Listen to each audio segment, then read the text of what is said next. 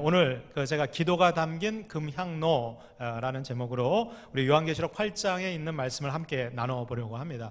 오늘 이제 요한계시록 8장에 보면 이제 7장까지 그 어린 양 예수 그리스도께서 두루마리의 앞뒤로 하나님의 말씀이 가득 쓰여져 있는 그 봉인된 7봉인을 하나씩 뗄 때마다 이 땅 가운데 하나님의 준엄한 심판과 재앙이 이제 임하게 되는 것을 보게 됩니다.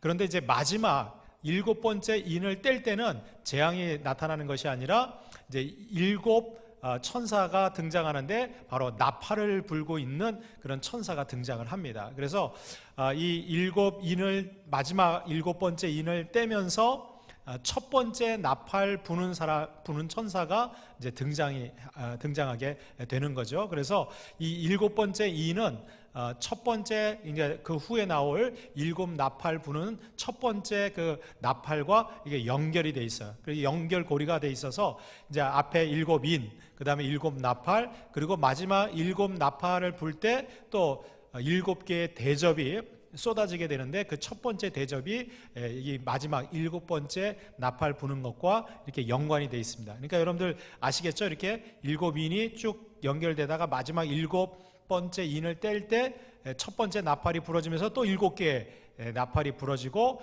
마지막 7번째 나팔이 부러질 때 첫 번째 대접이 쏟아지면서 7개의 대접이 이제 쏟아지는 그런 내용이 이렇게 쭉 연결되고 있다는 것을 보게 돼요. 우리가 알다시피 여러분들 요한계시록 7장까지 이 인이 떼어질 때마다 이 땅 가운데는 기근이라든가 또 수많은 그 박해라든가 그리고 자연재해 그리고 수많은 정말 엄청난 그런 심판들이 쏟아지고 있어요. 그리고 이제 7 나팔이 불려지게 되면서 또 거기에는 이 7인보다도 더 강력한 그런 심판의 또 재앙과 그런 메시지가 주어지게 돼요. 그런데 오늘 이제 8장 1절로 6절까지 보면 그 중간에 아주 짤막하게 에피소드가 들어가 있어요. 그게 바로 오늘 기도가 담겨져 있는 이 금향로를 드리는 그런 장면이 소개되고 있습니다. 이 장면은 우리가 그 성막에 그 이스라엘 백성들이 출애굽하고 그 광야에서 지낼 때 하나님께서 하나님의 임재의 상징으로 성막을 짓게 합니다. 그리고 그 성막 안에 성소가 지어지게 되고 그 성소 안에 지성소가 따로 구분이 되게 되죠. 그래서 이 성소라고 하는 말은 거룩한 장소, 왜냐하면 거기서 하나님의 임재와 또 이 성막에서 하나님 앞에 제사를 드리기 때문에 이 성막 안에 있는 이 성소는 하나님이 임재하시는 거룩한 장소였어요. 그리고 그 성소 안에서 하나님의 언약궤가 있는 이 지성소는 지극히 거룩한 장소, 그러니까 성소 중에서도 지극히 거룩한 장소가 지성소가 되죠. 거기 안에는 하나님의 언약궤가 있고 거기 안에 모세의 2 돌판과 만나의 항아리, 그 다음에 아론의 쌍난 지팡이가 그 안에 있어요. 그러면 이제 성소 안에,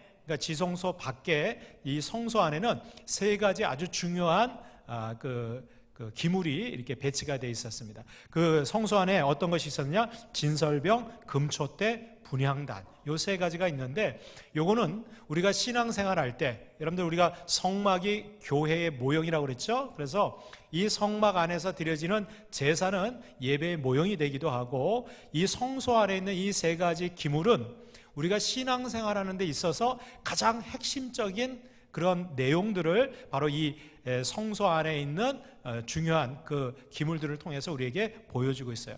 그러면 여러분들 진설병은 뭘 뜻할까요? 진설병은 무교병으로 된 떡인데 이 떡이 6개, 총 12개가 놓여져 있었어요. 이 진설병은 뭐냐? 바로 하나님의 말씀이에요. 그래서 이 진설병을 먹어야지만 우리가 생명을 유지할 수 있는 것처럼, 그래서 하나님의 말씀을 먹을 때 우리의 영의 양식이 채워지게 된다는 거예요. 또 여러분들 이 성소 안에는 들어가 보면, 우리 그 평택의 세계 성막센터에 가보신 분은 알겠지만 성소 안에 들어가면요, 이게 사방팔방 다 이 천막이 쳐 있기 때문에 그 안은 깜깜합니다. 그런데 그 깜깜한 성소 안을 밝히는 것이 바로 뭐예요? 7가지로 살구나무 모양으로 된 이 금초대에 불이 붙여져 있는데 이 불은 꺼지지 않는 불이에요. 계속해서 불이 붙여져 있기 때문에 어떻게 해요? 그 성소 안이 환하게 비춰지게 되는 거예요. 그래서 이 금초대는 뭘 상징하느냐? 이 어두운 우리의 인생길을 인도하시는 성령님의 인도하심. 그래서 여러분들 이 금초대에는 기름이 항상 고여 있고, 그래서 이 불이 꺼지지 않도록 켜놓는 거예요. 그래서 여러분들 우리가 이 땅에서 살아가면서 신앙생활할 때 영의 양식으로는 하나님의 말씀을 날마다 먹어야 되고, 그리고 성령님의 이 인도하심을 받을 때 이 어두운 우리의 인생길이 어떻게 해요? 환하게 밝혀지고 제대로 된 인생길을 걸어갈 수 있다는 거예요. 그리고 이제 지성소 바로 앞에 분향단이 있습니다. 그래서 이 분향단에서는 제사장이 아침 저녁으로 향을 피워서 올려드려요. 그래서 이 그 성소 안에는 이 향 내음으로 가득 차게 돼 있죠. 그래서 오늘 이 그 향단에서 분향단에서 피어 올려져가는 이 향은 성경에서 바로 성도의 기도라 이렇게 얘기하고 있어요. 그래서 오늘 요한계시록 8장에 소개되고 있는 이 장면은 마치 성소 안에서 제사장이 분향단에서 향을 피워서 올려드리는 그런 모습이 동일하게 이 요한계시록 8장에도 소개되고 있다는 거예요. 자, 그렇다면 여러분들 7인을 떼면서 수많은 재앙과 심판이 오고 이제 나팔을 부는 천사들이 등장하면서 더 극심한 재앙이 올 때 왜 그 중간에 이 기도가 담긴 금향로를 천사가 이렇게 받아서 어떻게 해요? 제단 불을 담아서 그 다음에 땅에 쏟으니까 어떻게 해요? 거기에 우레와 또 번개와 지진이 일어나는 그런 장면이 오늘 소개되고 있어요. 그래서 이 장면은 마치 영원한 대제사장 되시는 예수 그리스도께서 우리 그리스도인들이, 하나님의 백성들이 기도하면, 여러분들 우리가 기도할 때 우리의 기도가 그냥 하나님께 상달되는 게 아니에요. 여러분 우리의 기도가 누구를 통해서 올라가요? 바로 대제사장이시고 중보자 되시는 예수님을 통해서 하나님 아버지께 상달되어지는 거예요. 그러니까 여러분들 우리가 기도할 때 반드시 누구의 이름으로 기도해요? 그렇죠. 예수님의 이름으로 기도할 때, 여러분 세상에 다른 종교를 갖고 있는 사람들도 나름대로 기도해요. 부처를 통해서도 기도하고 뭐 성인들을 통해서도 기도하고 자기가 믿는 대상을 통해서 기도해요. 그러나 우리 하나님께서 들으시는 기도는 어떤 기도예요? 아들이신 중보자 되시는 예수 그리스도의 이름으로 기도하는 그 기도만 들으신다는 거예요. 그래서 오늘 장면을 보면 우리의 기도를 중보자 되시는 예수님께서 하나님 아버지께 올려드리는데, 그때 이 천사가 오늘 요한계시록 8장에 보니까 많은 향이 담겨져 있는 이 금향로를 가지고 와서 어떻게 해요? 성도의 기도를 합해서 올려드린다, 이 표현이 있어요. 자, 그러면 지금 오늘 본문에서 이 기도가 담긴 금향로가 우리에게 주는 아주 중요한 메시지가 있어요. 지금 이 요한계시록이 종말 때 하나님께서 이 땅을 수많은 재앙과 심판의 자리로 이끄실 때 왜 이 기도가 담긴 금향로를 우리에게 보여주고 있는가? 여러분들 이 말씀을 통해서 마지막 종말의 시대를 살아가는 저와 여러분들이 어떻게 기도해야 되고 왜 기도해야 되는지 우리가 오늘 말씀을 통해서 함께 상고해 봤으면 좋겠습니다. 첫 번째로 여러분들 우리가 이 기도가 담긴 금향로가 주는 메시지가 있어요. 그 첫 번째 의미는 뭐냐? 심판 중에도 기도할 시간은 있다는 거예요. 기회는 있다는 거예요. 그러니까 여러분들 아무리 하나님의 심판이 극심한다고 할지라도 우리가 아무것도 할 수 없어요. 여러분들 하나님의 심판이 임하고 재앙이 임하면 피할 자가 없어요. 숨을 자가 없어요. 그죠? 우리는 아무것도 감당할 수 없는 무력한 존재. 그러나 그 와중에도 우리가 마지막까지 최후의 수단으로 할 수 있는 게 있어요. 그게 바로 뭐예요? 기도는 할 수 있다는 거예요. 여러분 오늘 1절 2절에 보면 7째 인을 떼실 때 하늘이 어떻게 해요? 반 시간쯤 고요했다는 거예요. 그런데 이 표현이 굉장히 중요한 표현인데, 반 시간이라는 것은 굉장히 짧은 시간이야. 우리가 그냥 문자적으로 보면 30분 이렇게 볼 수 있는데 굉장히 짧은 시간을 의미하고, 7째 인을 딱 떼실 때 첫 번째 그 나팔 부는 것, 그것이 시작되는 그 틈새에 반 시간에 짧은 시간 동안 어떻게 해요? 고요함이 있어요. 그러니까 여러분들 어떤 장면인지 알겠죠?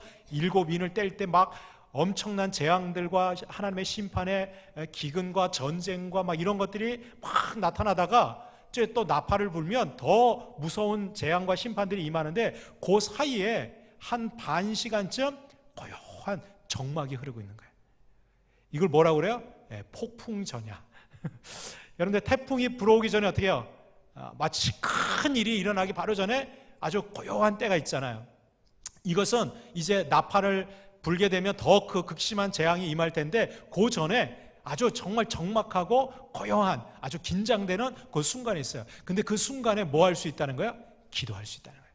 그러니까 여러분들, 기도는 짧은 시간에도 할 수 있는 기회를 주신다는 거예요. 여러분, 하나님께서는요, 우리를 심판하시고 때로는 징계하시고 정말 피할 수 없는 재앙이 임할지라도 여러분들 회개할 기회는 주신다는 거예요. 여러분들, 하나님께서는 우리에게 반드시 기회를 주시는데, 그 기회가 어떤 기회냐? 기도하고 회개하고 돌이킬 수 있는 시간을 주시는 거예요. 그래서 여기 보니까 하늘이 반 시간쯤 고요하더니 내가 보매 하나님 앞에 7 천사가 서 있어 7 나팔을 받았더라.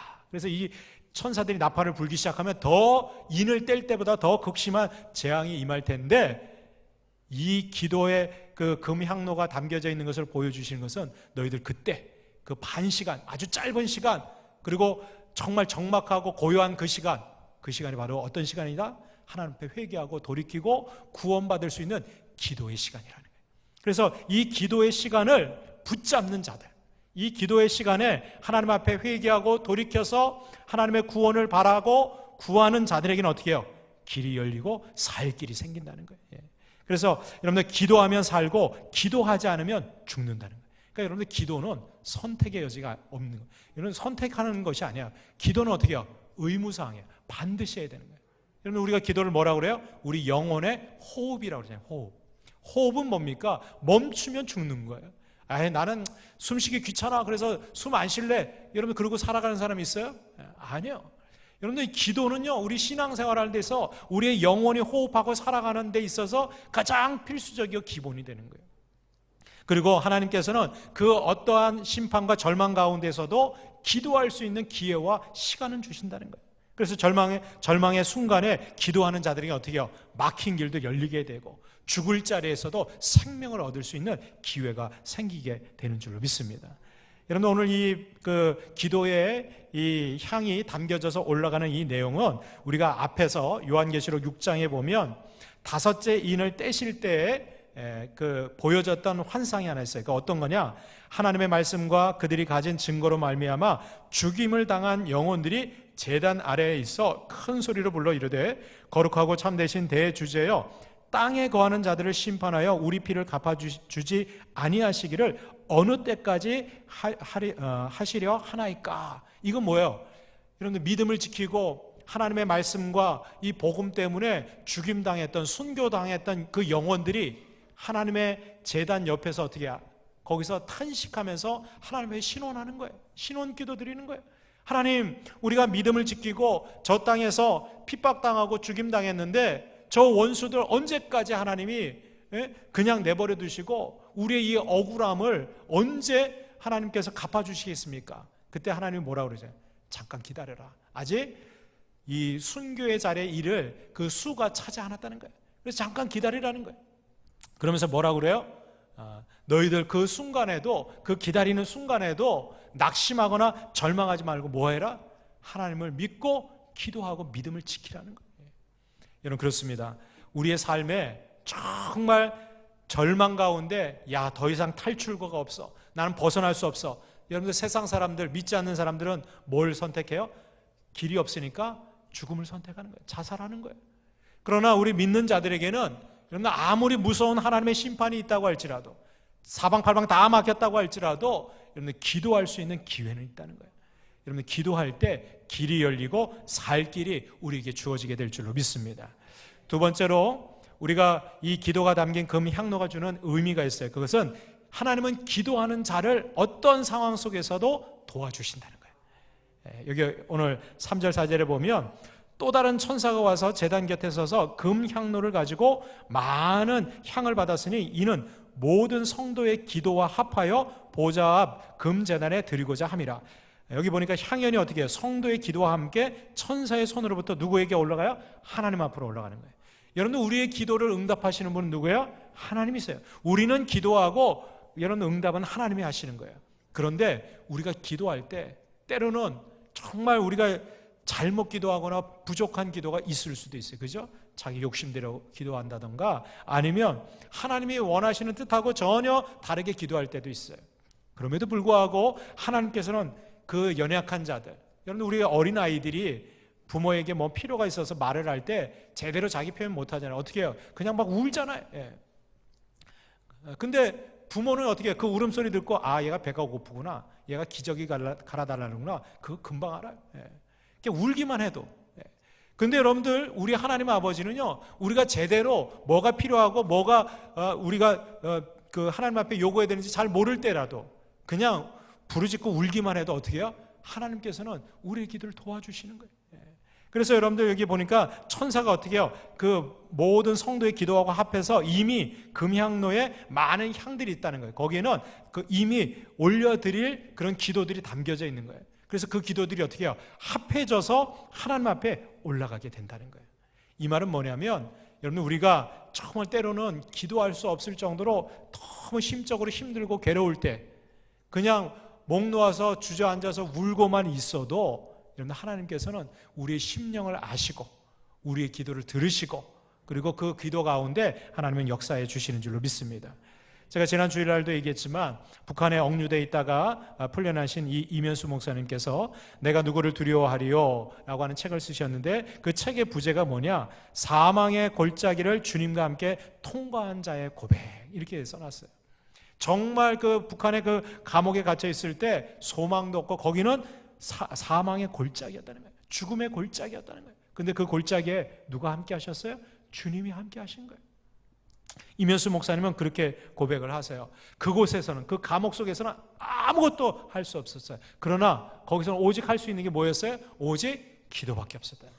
그런데 놀라운 사실은 그 기도하는 그 장소에 하나님께서 함께 하셨다는 거예요. 여러분들 내가 기도하면 누가 들으세요? 하나님이 들으시고, 여러분들 내가 기도하는 그 자리가 하나님이 임재하시는 그런 자리가 된다는 거예요. 여러분 거기서 절망하고 낙심하고 원망하고 거기는 나 혼자만 있지만 외롭고 고독하지만 오히려 그곳이 기도의 자리가 되면, 여러분 누가 그랬잖아요. 여러분들 수도원하고 기도원하고 여러분들 감옥하고 차이가 뭔지 아세요? 감옥하고 수도원 다 독방에서 살잖아요. 예? 절제된 음식 먹고 그렇게 살잖아요. 자기의 욕망대로 못 살잖아요. 예. 감옥은요 원하지 않는데 들어간 거고요, 수도원은요 자기가 원해서 들어가는 거예요. 근데 생활하는 것은 거의 차이가 없어요. 비슷해요. 근데 여러분들 감옥이라고 할지라도 그곳에서 내가 하나님 앞에 기도하고 하나님과 임재를 경험하면서 살면 여러분들 그건 감옥이 아니라 뭐예요? 수도원이 되는 거예요. 아무리 여러분들 수도원에 가서 아니 내가 일상생활에서 편하게 자유롭게 지낸다고 할지라도 여러분들 하나님과 동행하지 않고 하나님의 임재가 경험되지 않는 그 삶은요 여러분들 감옥과 같은 인생이에요. 죄악의 사슬에 묶여서 여러분들 살아가는 불쌍한 인생이라는 거예요. 여러분들 오늘도 하나님께서는 기도하는 자를 도와주시는 줄로 믿습니다.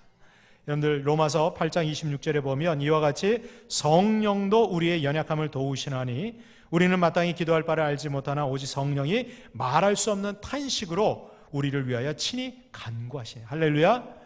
여러분 우리가 연약한 거 하나님이 너무나 잘 아세요. 그래서 어떻게 해요? 성령을 보내셔서 우리의 연약함을 도와주시는 거예요. 때로는 우리가 마땅히 기도해야 함에도 불구하고 기도하지 않을 때, 무엇을 기도할지 모를 때 어떻게 해요? 성령이 우리를 도와주신다.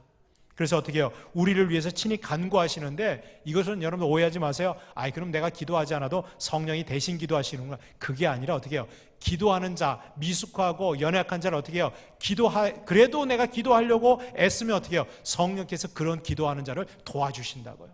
그래서 어떻게 해요? 성령께서 마땅히 기도해야 될 것들 기억나게 하시고 우리의 부족한 기도를 어떻게 해요? 성령께서 더 하나님 앞에 깊이 기도에 들어갈 수 있도록 우리를 도우시는 거예요. 그러니까 여러분들 때로는 기도의 줄이 붙잡히지 않고 막 답답하고 할 때 어떻게 해요? 그래도 애쓰고 노력하는 거예요. 시간을 갖다가 어떻게 쓰든지 하나님 앞에 기도하려고 힘쓰면 하나님께서 어떻게 해요? 성령을 통해서 우리를 도와주시는 거예요. 왜? 우리의 마음을 살피시는 이가 성령의 생각을 아시나니 이는 성령이 하나님의 뜻대로 성도를 위하여 간구하십니다. 할렐루야. 성령님은 하나님의 뜻을 너무나 잘 아시는 분이야. 너무나 잘 아시는 게 아니라 100% 아시는 분이에요. 왜? 진리의 영이시기 때문에. 그래서 여러분 우리가 기도할 때 성령님께서 우리를 어떻게 도와주시느냐? 하나님의 뜻이 무엇인지 깨닫게 해주신다. 처음에는 막 자기 욕심대로 자기가 원하는 대로 막 기도하다가 여러분들 그 연약한 자들을 어떻게 해요? 성령께서 도우시면 하나님의 뜻대로 기도가 바뀌어지게 되는 거예요. 그러니까 여러분들 기도는요, 훈련해야 돼요. 기도는 배우셔야 돼요. 기도는요, 계속해서 하면 어떻게 해요? 기도가 깊어지고 더 넓어지고 그리고 기도가 더 강해진다는 거예요. 여러분들 오늘도 하나님은 다른 자를 도와주시는 것이 아니라 기도하는 자를 도와주시는 줄로 믿습니다.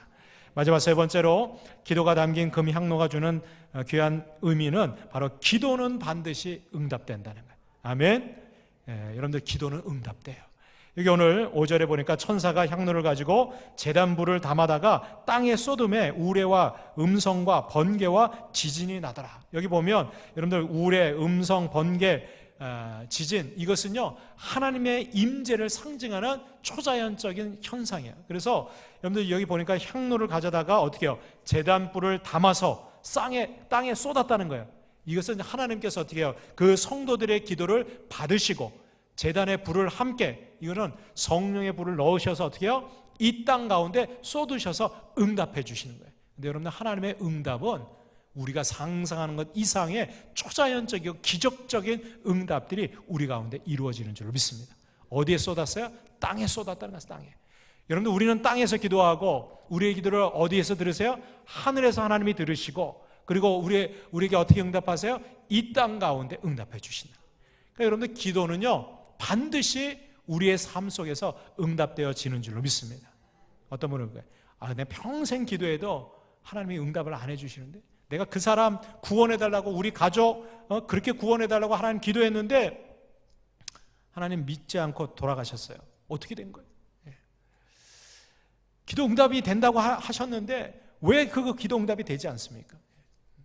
제가 이 부분에 대해서 어떤 목사님의 간증을 듣고 제가 큰 깨달음이 있었어요. 목포 사랑의 교회 백동조 목사님, 저희 친가입니다. 근데 이 백동조 목사님이 아주 목회를 잘 하시고 목포에서 아마 제일 사이즈가 큰 교회를 지금 목회하시는데 굉장히 개척하고 그 교회 어려운 가운데서도 폭발적인 부흥을 하셨어요. 근데 이 백동조 목사님이 한번 그런 간증을 하세요. 그 어머님께서 본인이 어렸을 때 정말 신실하신 그런 신앙의 본을 어머님이 보여주셨다는 거예요. 근데 이 어머님이 다른 본을 보여주신 것이 아니라 얼마나 기도에 열심인지 새벽 기도 1시간 전에 가셨어. 그래서 먼저 1시간 기도하시고 그리고 새벽 기도에 같이 참여하시고 끝나고 나서 1시간 더 기도하고 도대체 몇 시간을 기도하시는 거예요? 매일 새벽 기도 가시는 거예요. 그리고 수요 기도에 저 금요 철야 하면 아예 짐 싸가지고 가서 교회에서 밤을 새시는 거예요. 그래서 토요일까지 새벽 기도하고 오시는 거예요. 기도의 자리에 한 번 가시면 일어나지를 않으시는 거예요. 주변에 있는 사람들이 다 그냥 기도에 미친 사람이라고 그럴 정도로 열심히 기도하시는 거예요. 근데 이 어머님께서 몇 년 동안 그렇게 기도하시다가 어느 날 교회 나가서 기도를 안 하시는 거예요. 그래서 백동조 목사님이 물어요. 아니 어머니 왜 교회 가서 기도 안 하세요? 그랬더니 내가 몇 수년간 그렇게 기도하고 모든 기도 시간마다 했는데 응답이 안 나타난다는 거예요. 그래서 이제는 안 가고 사람들도 주변에서 저렇게 기도하는데도 응답도 안 나타나고 열매도 없고 이제 제가 그 소리 듣기 싫어서 이제 집에서 기도하란다. 그러고 안 가신 거예요. 그러다가 이제 며칠 지나고 나서 다시 이제 기도하러 나가시는 거예요. 왜 나가시는데 도저히 집에서 하니까 기도가 안 돼. 그리고 나가셔서 평생 돌아가실 때까지 기도하셨어요. 자기 전도 대상자를 놓고도 기도하시고 또 이렇게 기도하셨어요. 근데 돌아가실 때까지 몇 가지 기도 응답이 안 됐다는 거예요. 그런데 이 백동조 목사님이 그런 고백해요. 그 어머니가 기도했던 거 나한테 다 이루어지셨는데 그러면서 눈물을 흘리시는 거예요. 우리 어머니가 기도했던 거 그때 당신은 그 기도 응답을 못 보시고 돌아가셨지만 자기가 이렇게 지내오고 보니까 본인이 목회하면서 보니까 그 어머니의 기도가 자기한테 다 이루어진 거예요. 자기는 기도하지도 않았는데 그 어머니가 기도했던 것이 자기를 통해서 다 이루어진 거예요. 그래서 눈물을 흘리시더라고요. 그러면서 그 얘기하시는 거예요. 기도는 반드시 응답된다. 하나님의 뜻대로 간절히 기도한 기도는 반드시 이 땅 가운데 이루어진다는 거예요. 내 때가 아니더라도 자녀 때라도 하나님께서는 신실하신 분이라요. 여러분들 누가복음 18장 1절과 그 이하에 보면 예수님께서 이 제자들에게 항상 기도하고 낙심하지 말아야 될 것을 비유를 들어서 설명하세요. 어떤 비유를 드시냐? 아주 불의한 재판관과 그리고 과부의 기도에 대해서 예수님께서 비유를 얘기했어요. 어느 날 이 과부가 정말 억울한 일을 당했어요. 근데 그 마을에 재판관이 한 명인데 이 재판관은요 불의한 재판관이에요. 쉽게 얘기해서 돈 받으면 좀 편들어주고 돈 없고 가난한 사람은 어떻게 해요? 들어도 안 보는 거예요.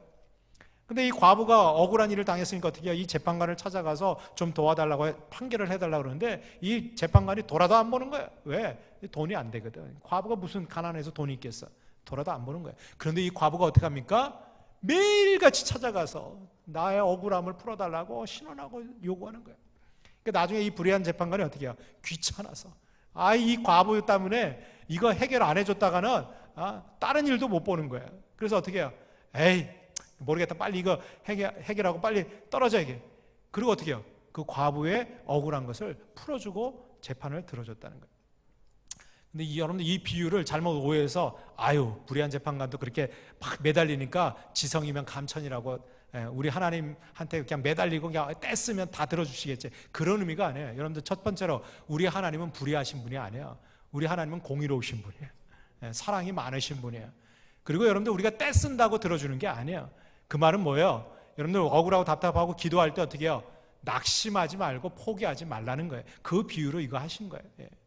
그래서 여러분들 7절 8절에 보면 하물며 하나님께서 그 밤낮 부르짖는 택하신 자들의 원한을 풀어주지 아니하시겠느냐. 불의한 재판관도 그렇게 자기의 진짜 귀찮은 것 때문에 들어준다면 사랑 많으시고 공의로우신 하나님이 당신의 자녀들, 당신의 백성들의 원한을 안 풀어주시겠냐 말이죠.